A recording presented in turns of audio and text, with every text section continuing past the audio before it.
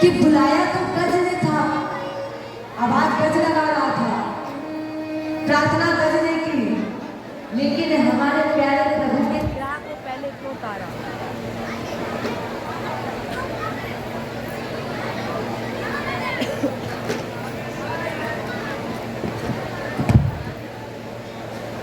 आवाज गज ने लगाई, लेकिन सबसे पहले हमारे प्यारे प्रभु ने ग्राह को तारा क्यों? भगवान ने कहा जो भक्त हमें बुलाता है वो तरता है, ये निश्चित है, क्योंकि परमात्मा कभी किसी के साथ भेदभाव नहीं करता है। जो भक्त हमें बुलाता है हम उसे तारते हैं, लेकिन जो बुलाने वाले के पैर पकड़ लेता है, जिस भक्त के बुलाने वाले के पैर पकड़ ले उसे भगवान सबसे पहले तारते हैं। इसलिए हमारे प्यारे प्रभु ने ग्राह को पहले तारा, क्योंकि गज का पैर ग्राही तो पकड़े था। अब ये जानिए कि गज क्या है और ग्राह क्या है। गज है जीव और ग्राह है हमारी आपकी मृत्यु। ये जो आपने गजेंद्र मोक्ष की कथा सुनी, ये हमें वास्तविकता का ज्ञान देती है। गजेंद्रम मोक्षम पुण्यम और ये जो गजेंद्र मोक्ष की कथा सुनी, ये जो गज था हाथी, ये पूर्व जन्म में इंद्रधुम्न नाम का राजा था, भगवान विष्णु का परम भक्त था, अगस्त्य जी के शिष्य थे। एक बार के आसन लगाए हुए मंगलाचल पर्वत पर तपस्या कर रहे थे, भगवत भजन कर रहे थे, और ये भगवत भजन करने में इतने तल्लीन हो गए कि इनके गुरु जी कब आए इन्हें पता ही नहीं चला। और जब इनके गुरु जी आए इन्हें पता नहीं चला तो इन्होंने अपने गुरु जी को प्रणाम नहीं किया, और जब गुरु जी को प्रणाम नहीं किया गुरु जी को क्रोध आ गया, उन्होंने श्राप दे दिया। अरे पगले, तू हाथी की तरह मस्त मतवाला बैठा है ना, इसलिए जा, मैं तुझे श्राप देता हूँ कि तू हाथी ही हो जा। और जैसे ही कान में आवाज पड़ी, हाथ जोड़े, गुरुजी आप कब आ गए मुझे पता ही नहीं चला। अरे मैं तो भगवान की भक्ति में लीन था, आपने जो मंत्र दिया था, जो विधि बताई थी, जो विधान बताया था, मैं उस विधि विधान से भगवत भजन कर रहा था। तो गुरु जी आप कब आगे मुझे पता ही नहीं चला कि इसमें मेरा दोष क्या था, मैं निर्दोष हूँ। अगस्त्य जी ने कहा था वाणी तो मिथ्या नहीं हो सकती है, वाणी मिथ्या नहीं हो सकती, एक बार जो निकल गया वो निकल गया। अब तुम्हें गज तो बनना पड़ेगा, लेकिन जब तुम्हारा गज शरीर छूटने का समय आएगा तब तुम्हारा उसी भगवान विष्णु में मन लग जाएगा जिसकी तुम भक्ति में तल्लीन थे। इसीलिए जब ये गज शरीर छोड़ने का समय आया, इसने भगवान विष्णु को याद किया। और जब ये गंधर्व था, मुक्तो देवल शापेन, ये देवल नाम के महात्मा के श्राप से मुक्त हुआ गंधर्व हुआ नाम का। अनायास इसे हंसने की बीमारी थी, जहां जाता था बैठता था जो करता था केवल हंसता ही रहता था। लोगों ने इसका नाम भी रख दिया उद्धव, क्योंकि बहुत उद्धव था, हुहू रख दिया। एक बार देवर जी स्नान कर रहे थे और दूसरे किनारे पर ये हुहू नाम के व्यक्ति, जैसे ही महात्मा जी ने स्नान करने के बाद अंजलि में जल दिया, तर्पण करने जा रहे थे, तब तक उसने महाराज जी के पैर पकड़े और अंदर की ओर खींच दिया। अब जैसे कोई एकदम से जल में जाए, डुबकी लगाए तो एकदम से छाले का मारेगा ऊपर की ओर, तो देवर जी एकदम से बाहर आए उछल के, तो ये हंस रहा था। देवर जी ने कहा अरे ये तेरा ही कार्य है, इसलिए हम तुझे श्राप देते हैं कि तुम मगरमच्छ हो। महाराज जी मेरा कल्याण देखो अभी यहाँ ध्यान देने की बात है क्या, माता पिता, गुरु, ब्राह्मण और संत आपसे प्रेम करें तो कल्याण है, ये निश्चित है। अगर माता पिता, ब्राह्मण, संत, गुरु आपसे प्रेम करें तो कल्याण निश्चित है। और यही माता पिता, गुरु, ब्राह्मण, संत आपसे क्रोध करें तो भी कहीं ना कहीं कल्याण भी छुपा है। अच्छा एक बात बताओ, अगर राजा परीक्षित को श्राप ना लगा होता तो क्या आप श्रीमद् भागवत कथा सुन पाते हैं? इतना ही नहीं, अगर मैया सुरुचि ने ध्रुव को धक्के मारकर बाहर ना निकाला होता तो क्या ध्रुव को भगवान 5 वर्ष के अंदर में मिलते? तो ये अगर क्रोधित भी है, क्रोध भी कर रहे हैं तो उसका मतलब कहीं ना कहीं कल्याण छुपा ही है। और ये जो आपने गजेंद्र मोक्ष की कथा सुनी, हमने आपको श्रवण करा। 5वें में हुए मनु रैवत, और इस रैवत मंडल में भगवान ने पत्नी रेणुका से अवतार लिया जिसका नाम पड़ा वैकुंठ। 6वें मनु हुए छाकुस, और छाकुस मनवंतर में भगवान ने वैराज की पत्नी समृद्धि से अजित रूप धारण किया और अजित रूप धारण करके समुद्र मंथन कराया। राजा परीक्षित से कहा, महाराज जी, यथा भगवता ब्रह्मण मतिथा क्षीर सागरा, भगवान ने अजित रूप धारण करके समुद्र मंथन क्यों कराया, ये वृत्तांत मुझे सुनाइए। सुखदेव जी ने कहा, राजर्षि, एक बार देवासुर संग्राम हुआ क्योंकि देवराज इंद्र को दुर्वासा जी का श्राप लगा था। एक बार दुर्वासा जी अपने हाथ में पुष्पमाला लिए हुए जा रहे थे और उधर से देवराज इंद्र आ रहे थे। दुर्वासा जी ने सोचा कि क्यों ना ये पुष्पमाला मैं इंद्र को ही पहना दूं। दुर्वासा जी ने वो माला इंद्र को पहनाई। इंद्र ने माला उतार करके हाथी को पहनाई, हाथी ने उतार के जमीन में रख दी और उसी के ऊपर पैर रख दिया। दुर्वासा जी ने कहा, अरे मैंने कितने प्रेम से तुझे माल्यार्पण किया और तुमने मेरे देखते ही देखते मेरे उस प्रेम का, मेरे सम्मान सागर का अनादर कर दिया। इसलिए हम तुम्हें श्राप देते हैं कि तुम श्रीहीन हो जाओ। दुर्वासा जी के इसी श्राप वश देवासुर संग्राम हुआ, इंद्र की पराजय हुई और जब इंद्र हार गया तब इन्होंने ठाकुर जी को याद किया, प्रार्थना की, अहो त्रियम सत्य मुनि मन्माद्रम अहो हाशयम निष्कलम पुत्रत्रयम मनोद्रयानम वचसानुरूतम ममामहे देववरं वरेण्यम्। वेदों में श्रेष्ठ संत स्वरूप सदात्मा परमात्मा हरिश्चंद्र आपके शरण में है, इसलिए प्रभु मेरी रक्षा करो। और वैसे भी हमारे प्रभु बगैर वाणी के भी बोलते हैं। इसलिए आकाशवाणी हुई, हे ब्रह्मा, हे देवता, हे शंकर, जो मैं कह रहा हूं उसे सुनो। पहले तो आपस में मित्रता कर लो, क्योंकि आपस में जब तक लड़ते रहोगे तब तक कुछ नहीं होगा। आपस में मित्रता कर लो, इसके बाद दैत्यराज बलि से मित्रता कर लो। और अगर कल्याण चाहते हो तो फिर क्या करो? अगर कल्याण चाहते हो तो फिर करो मंथन। और मंथन करने के लिए तुम्हें क्या करना पड़ेगा?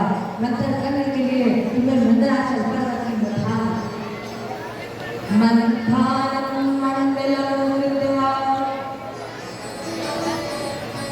नेत्रम कृत्वा तु वासुकी, और उसी मथाने को घुमाने के लिए रस्सी बनाई बांसुरी की। स्वरूप देवता लग गए एक तरफ, और देवताओं ने मंदराचल पर्वत को उखाड़ लिया।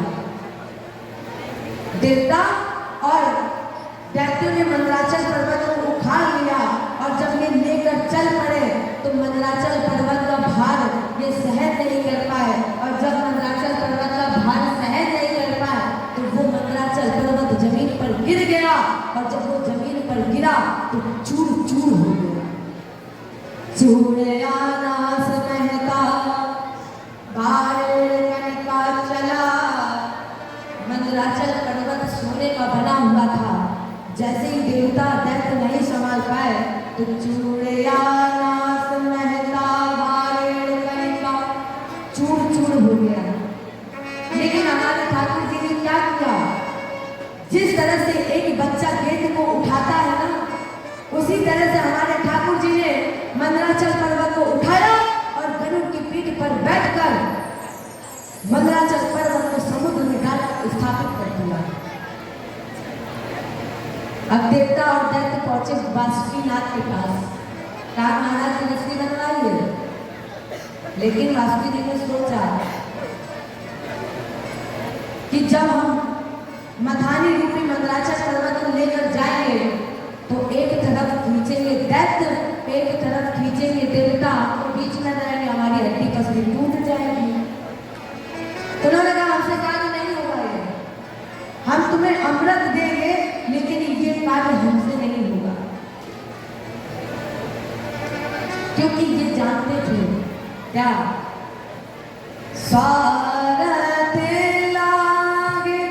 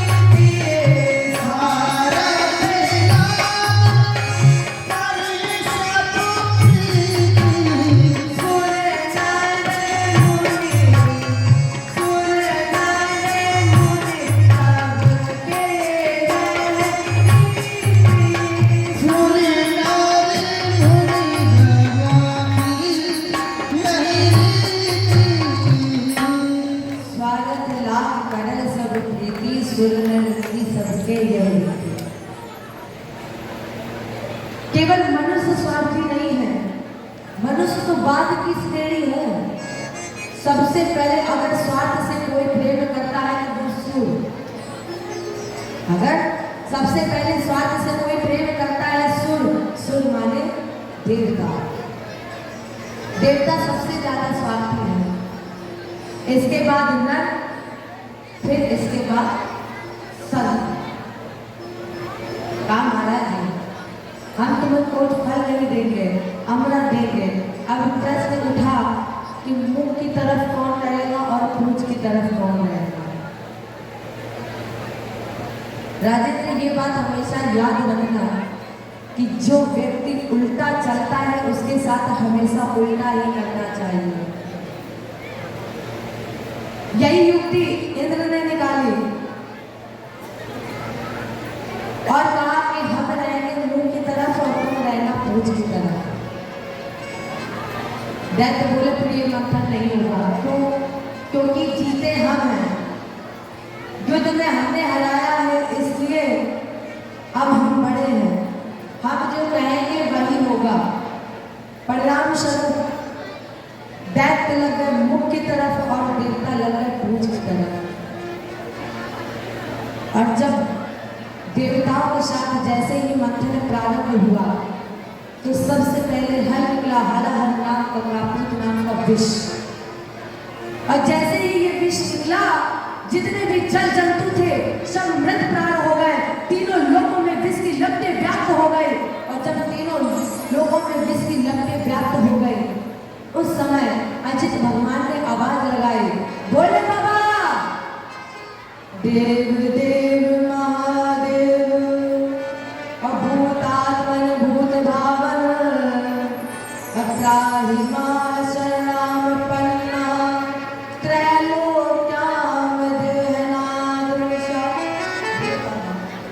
आप ही हो जो इस स्थिति से हमें बचा सकते हो, इसलिए भोले बाबा रक्षा करो। और जैसे ही आवाज लगाए तो भोले बाबा वहीं पर प्रकट हो गए। भोले बाबा ने अंजलि बनाई दोनों हाथों की और जितना जहर था सब समेट दिया। ये पान करने ही जा रहे थे तब तक अंदर से आवाज आई कि इसे पीना नहीं। क्यों नहीं पीना? बोले हृदय में तुम्हारे रघुनाथ जी के चरण विराजते हैं। और आपको याद है हमने बताया था हमारे रघुनाथ जी कितने कोमल हैं। नवकंज लोचन कंज मुख कर कंज पद गंगाधर, कमल की पगलू की तरह कोमल है। और अगर ये जहर आपने पी लिया, आपके हृदय में पहुंच गया तो हमारे भगवान को कष्ट होगा। शंकर जी ने कहा तो अभी ना तो मुंह में रहेगा और ना ये अंदर जाएगा। फिर जैसे ही भगवान शंकर ने मुंह खोला, जहर का घूंट भरा, ऊपर से मां शब्द का प्रयोग कर दिया। और जैसे ही मां शब्द का प्रयोग किया तो दोनों होंठ बंद। अब ना ये जहर अंदर गया और ना ये बाहर रहा। एक ही घूंट कंठ में गया, अब खाली इसका जाम हुआ। पड़ गया नीला गला प्रभु का, सब नीलकंठ शुभ नाम हुआ। जय बोले नीलकंठ भगवान की। भगवान शंकर के गले में वो विष रुक गया, तभी से भगवान शंकर का एक नाम पड़ गया नीलकंठ। फिर मंथन प्रारंभ हुआ। अब की बार जब मंथन प्रारंभ हुआ तो कामधेनु गाय निकली जो इंद्र को दे दी गई। फिर मंथन हुआ तो अब की बार लक्ष्मी जी आए। और जैसे ही लक्ष्मी जी आई तो सभी अमृत को भूल गए और लक्ष्मी जी की तरफ भागने लगे। बलि बोले विवाह हम करेंगे और इंद्र बोले विवाह हम करेंगे। अब अमृत की चाहत सबके अंदर खत्म हो गई। यहाँ तक की स्थिति यहाँ तक पहुंची कि युद्ध की तैयारी शुरू। भगवान बोले देखो ऐसा करो कि ये माला लक्ष्मी जी को पहना दो और लक्ष्मी जी को जिसे पहनानी होगी पहना दोगी, क्यों आपस में लड़ रहे हो? फिर जब माला लक्ष्मी जी को दी गई, सभी को आसन पर बैठाया गया और सबसे पहले आसन पर बैठे थे भोलेनाथ। लक्ष्मी जी माला लेकर भोलेनाथ के पास पहुंची। लक्ष्मी जी ने कहा हम आपको विवाह करने के योग्य हैं, बहुत सुंदर है।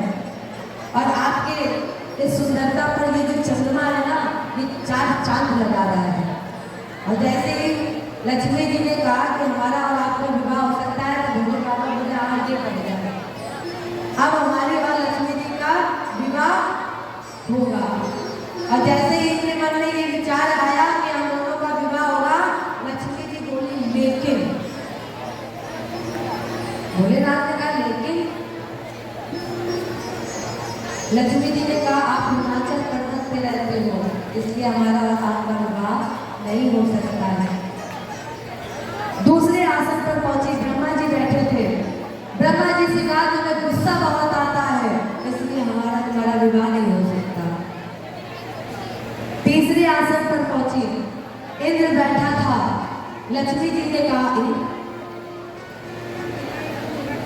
तेरा मेरा विवाह तो हो सकता है, लेकिन तुम्हारी पत्नियां बहुत हैं और मेरा जिससे विवाह होगा उसकी पत्नी केवल एक होगी, वो मैं। इसलिए हमारा और तुम्हारा विवाह नहीं हो सकता। आगे बढ़ी, आगे बैठे थे दैत्यराज बलि।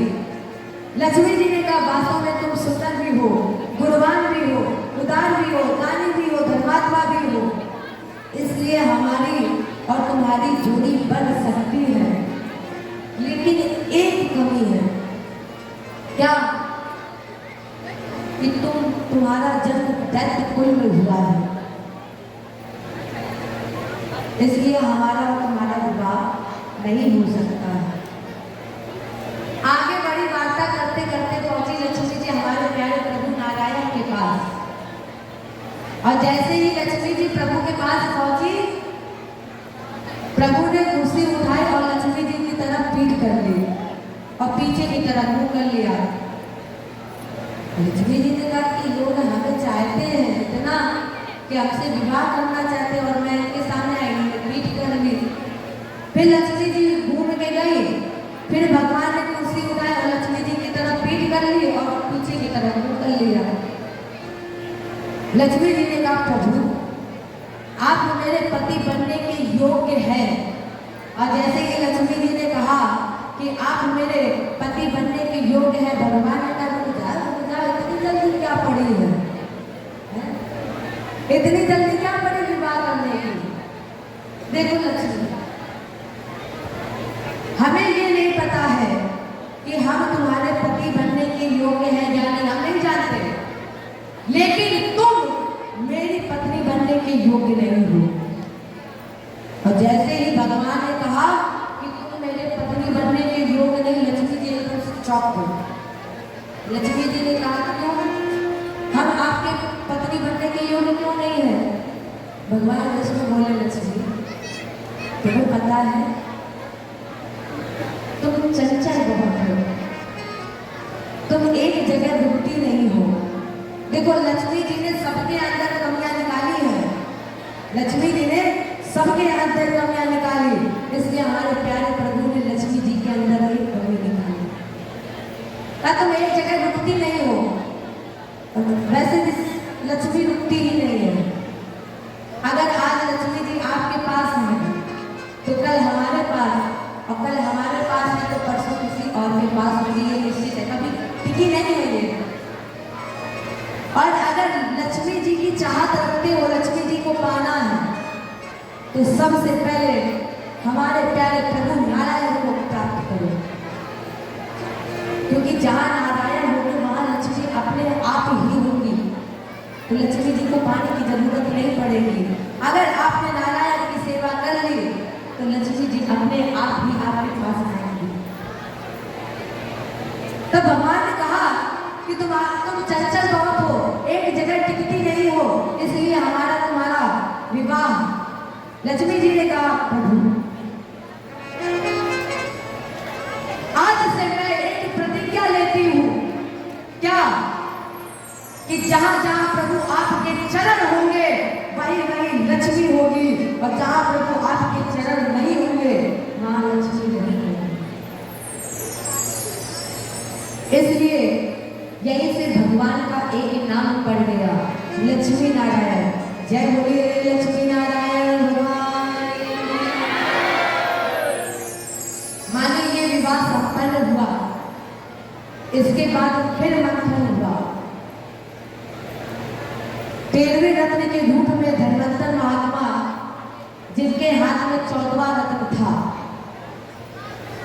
बलि भाज की तरह छपटा और अमृत कलश लेकर चल पड़ा। देवता देखते रहे। अब देखना, अमृत बलि ले गया है, लेकिन अमृत बलि को नहीं मिला। किसे मिला? देवताओं को। क्यों? बलि अमृत तो ले गया है, लेकिन बलि को भगवान पर अविश्वास है, विश्वास नहीं है, इसलिए बलि को अमृत नहीं मिला।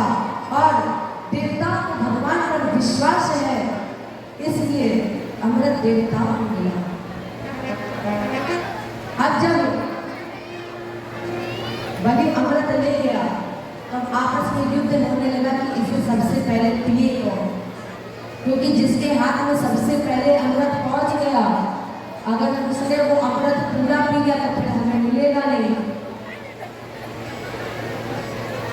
इन्हें भय था, इसलिए हमारे ठाकुर जी ने क्या किया?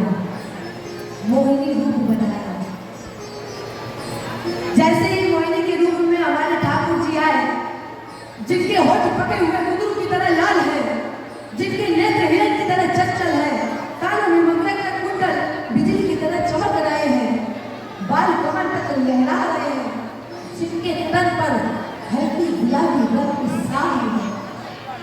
जैसे ही बलि ने देखा, बलि अमृत भूल गया और देवी से पूछा, देवी कौन हो तुम? अहो रूप महोधाम अहो ऐशानवम गया। कौन हो? अपना परिचय दो और अपना परिचय देने के बाद मेरी पत्नी बनो, और जो मेरे हाथ में अमृत कलश देख रही हो, इस अमृत कलश को लेकर अमृत बांटो। जैसे ही बलि ने कहा मेरी पत्नी बनो, अमृत बांटो, देवी ने कहा एक बात बताओ, शास्त्र ये कहता है कि स्त्री कभी विश्वास के योग्य नहीं होती। शास्त्र ये कहता है कि स्त्री विश्वास के योग्य नहीं होती है, और तुम मुझ पर विश्वास करो, मुझसे कह रहे हो कि मेरी पत्नी बनो और अमृत बांटो। बलि ने कहा, देखिए देवी, कोई भी देवी अपने मुख से अपनी बुराई करे, ये नहीं होता है, कभी हुआ ही नहीं आज तक। आपने कभी अपनी बड़ाई खुद अपने मुख से की है? बताइए, आपने अपनी बुराई अपने मुख से कभी की है? नहीं की, अपनी बड़ाई ही की है। तो कोई देवी अपने मुख से अपनी बुराई करेगी, हो नहीं सकता। और अगर देवी आप अपनी खुद बुराई अपने मुख से कर रही हो, इसका मतलब आप विश्वास के योग्य हैं, आप भरोसे के योग्य हैं। इसलिए मेरी पत्नी बनिए और ये अमृत कलश लीजिए। परिणाम स्वरूप बलि ने अमृत दे दिया मोहिनी भगवान के हाथ में। भगवान ने दैत्य और देवता को एक एक पंक्ति में बैठा दिया, एक हाथ में अमृत कलश और दूसरे हाथ में मदिरा। मदिरा वाले शराब। अब मदिरा वाला हाथ दैत्यों की तरफ और अमृत वाला हाथ देवताओं की तरफ। नृत्य प्रारंभ हुआ। जैसे ही कोई भगवान ने नृत्य प्रारंभ किया,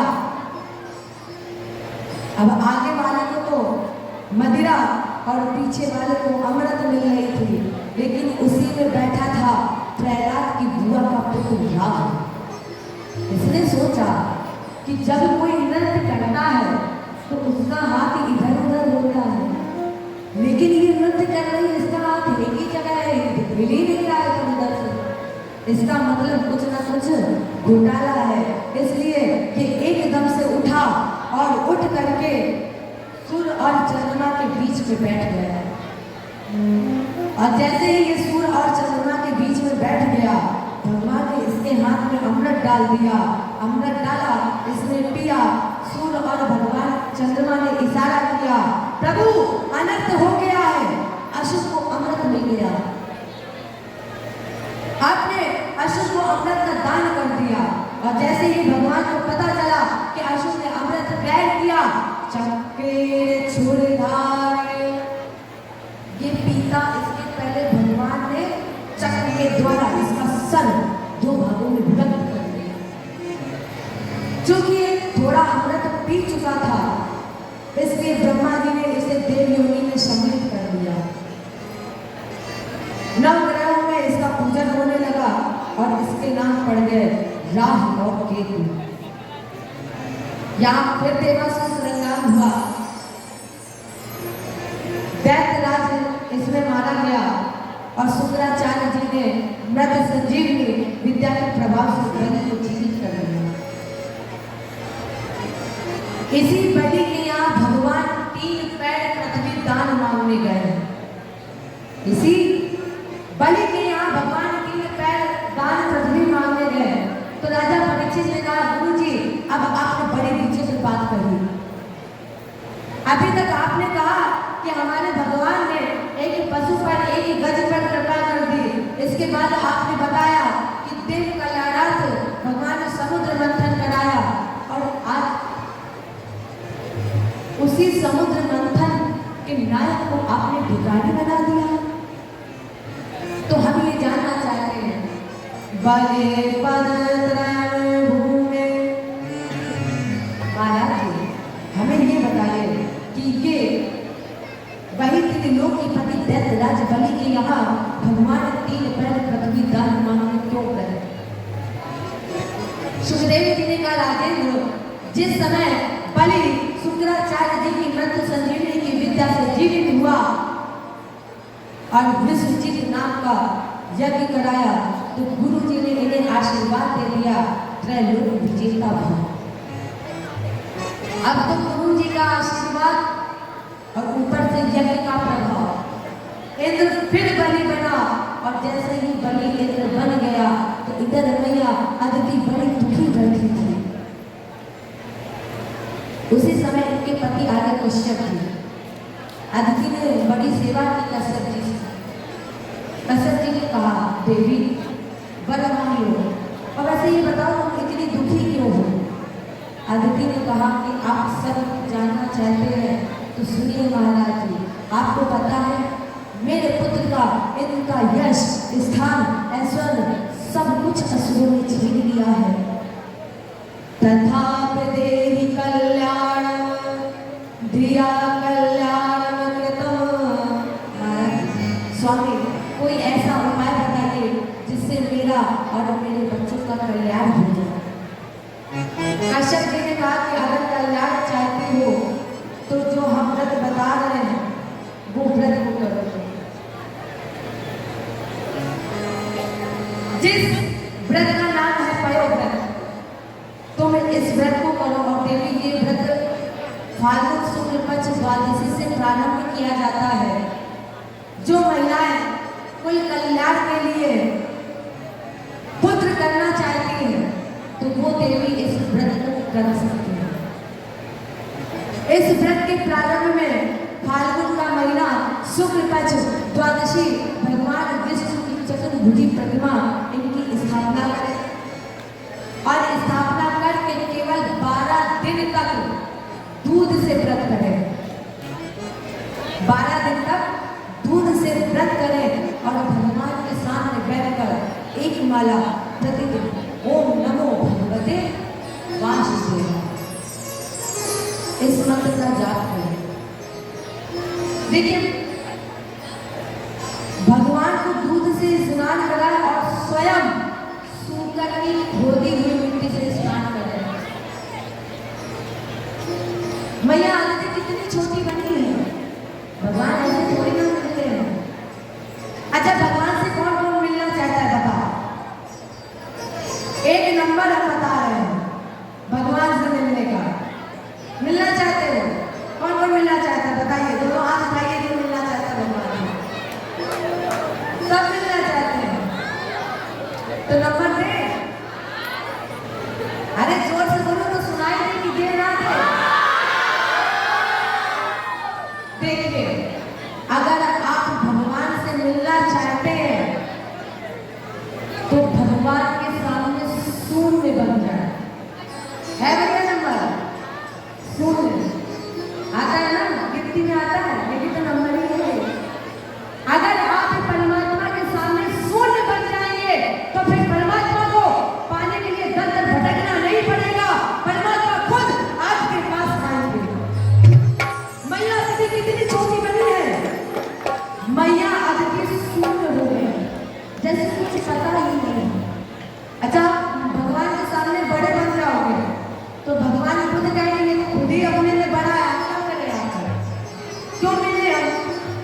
तो क्या है अगर भगवान को पाना है तो भगवान के सामने शून्य करना है। मैया आदित्य इतनी छोटी बनी कि भगवान को दूध से नहलाती थी और खुद सूर्य में घूमती हुई मिट्टी से स्नान करती थी। और जब व्रत का पारायण करने जा रही थी देखो छोटे बच्चे का फल क्या होता है। व्रत पारायण करने ही जा रही थी तब तक भगवान प्रकट हो गए। छोटे बनने का फल ये होता है। देव मातर भवत्यामे विज्ञातम चिरकाचितम। भगवान प्रकट हुए, भगवान ने मैया आदित्य से कहा मैया हम बहुत प्रसन्न हैं, वर मांगे। आपने किस आकांक्षा से व्रत किया है, लेकिन मैया फिर भी हम आपके मुंह से सुनना चाहते हैं। बोलिए माँ। मैया अदिति ने कहा ठाकुर जी पुत्र, भगवान ने कह दिया तथास्तु। मैया अदिति ने कहा तो हमारे पति ने भी बता दिया था कि तुम इस व्रत को करो, तुम्हें पुत्र की प्राप्ति होगी। लेकिन प्रभु वो पुत्र हो कैसा? भगवान ने कहा बताइए कैसा हो वो पुत्र? मांगा वरदान मां अदिति ने, और सुंदर बालक तेरे जैसा, रूप स्वरूप सुरर श्यामल, और छवि दर्शन हो तेरे जैसा। बिल्कुल आपके समान रूपवान, गुणवान, क्षमावान, पराक्रमी जैसे सूर्य। भगवान बोले भैया आपने सही से कहा जाऊं मैं अपने समान रूप में, क्योंकि मेरे समान तो कोई है नहीं। आपने सही से कहा हो जाऊं जाए, माँ तो दर्द हो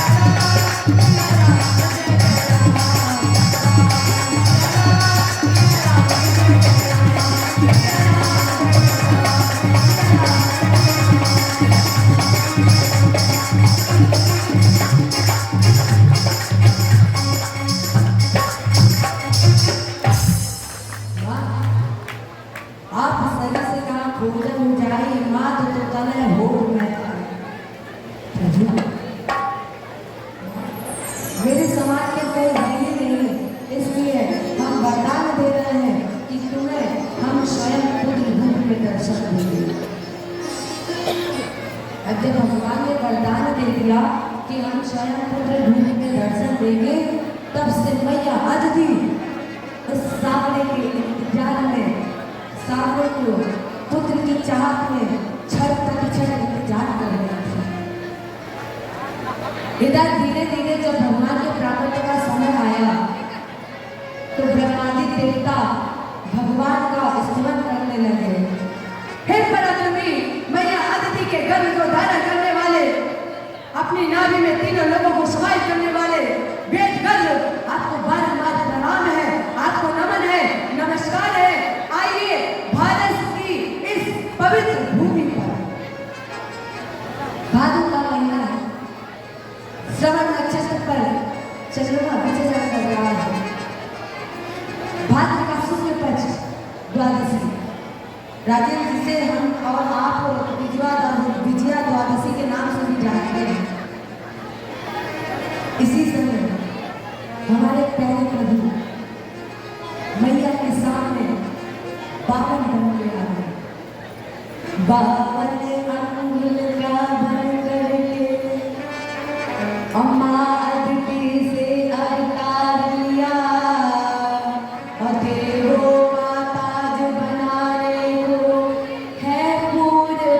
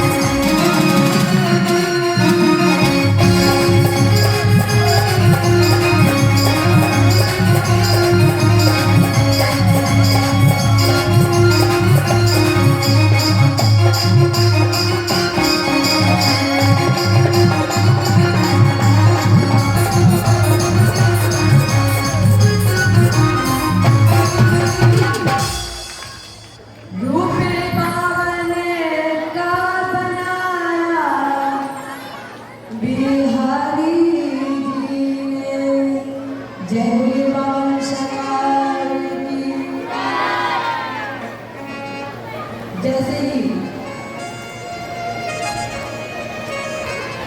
बावन भगवान आए तो मैया आदमी ने यथोचित समय पर बावन भगवान का संस्कार किया।